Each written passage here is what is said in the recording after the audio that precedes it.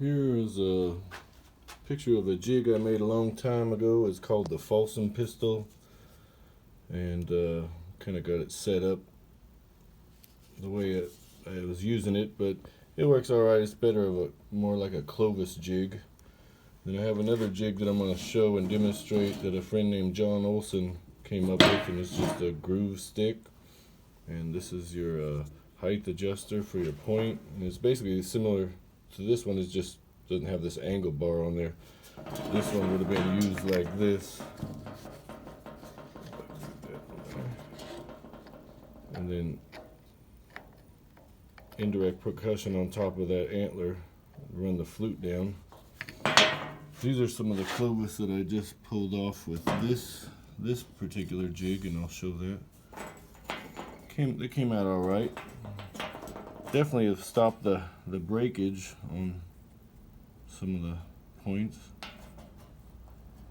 And I'll get that set up in a second and show you. Alright, so here's the jig I'm talking about. It's just a grooved out stick. You can use a long bone, but it's just actually two dowels glued together. And then this is your sliding piece, height adjuster, the point with the platform. It's going to be a Clovis. It's got it ground right there, and I ground the face of the point. I'm going to leave it overhanging just a little bit. I'm going to put this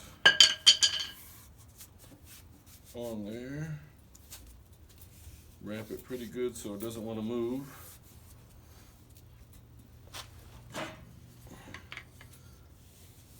And I'm not going to wrap too hard towards the tip, just lightly down by the tip, and then back again on this stick. And if you put a piece of leather or sand under here or something, it keeps it from moving around as much. But this jig was, I believe, invented by John Olson. He's a Abo primitive tech guy, really cool guy, does great pottery, great flint knapping. And we had gotten to talk about jigs, and I told him about my Fluting pistol, and then he told me about this one that he had made, and I actually like it quite well for fluting Clovis points. So that's how it's set up.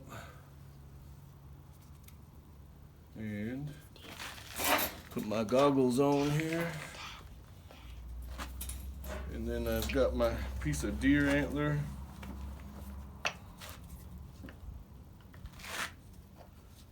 I'm going to keep this horizontal and the antler at a little bit of an angle. And I'm going to push into my leg real hard, fairly hard, and then give a direct or indirect blow to this thing at an angle. Here we go. Well, the flute went. Let's see what happens. Not the best to do it over concrete in case you lose your.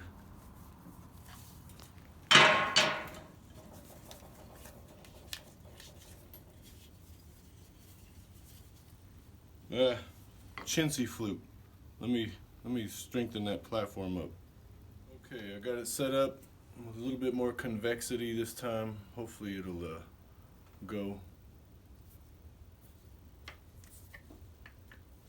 I think this stuff is unheat treated, and I was being a little cautious with it, but let's see. That one sounded better if it didn't break the point in half.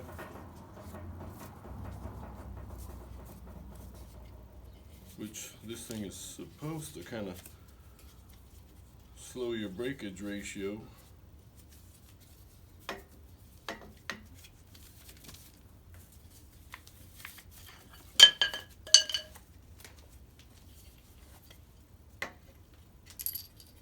Boy howdy, look at that flute. But kind of a nice little Clovis device when you get it all set up right. It pops a nice flute. Hope you can see that.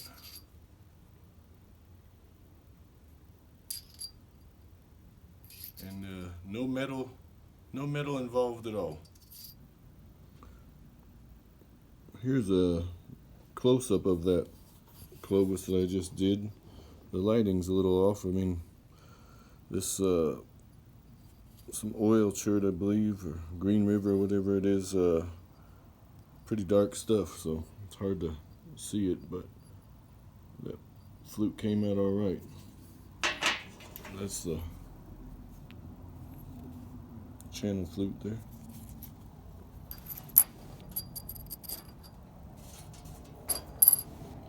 See if I can do the other side.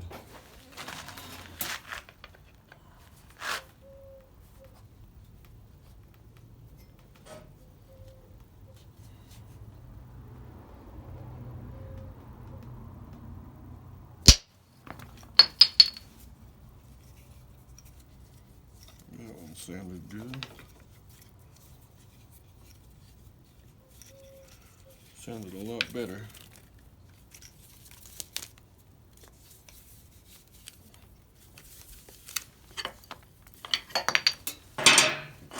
Only experimented with this thing a couple of times, so pretty good. Got a little bit of a, I could probably get a booger picker and pick that out, but a little bit of a ridge there. Let me see if I can't get rid of that.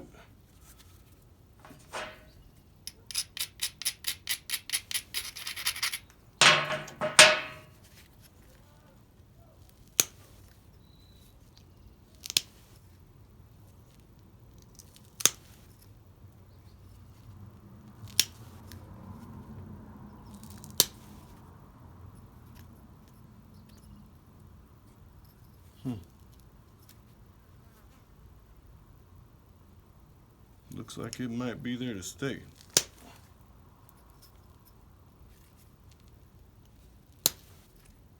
There, got some of that ridge off, but anyways, experiment with it and see what you get with this jig.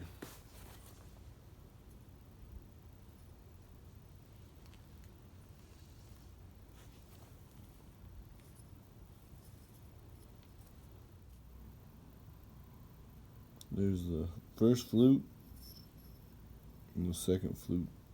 Just got hung up a little bit right there. Not bad though. Nice little Clovis. Thanks for watching. I'm Tony Soares, and keep napping.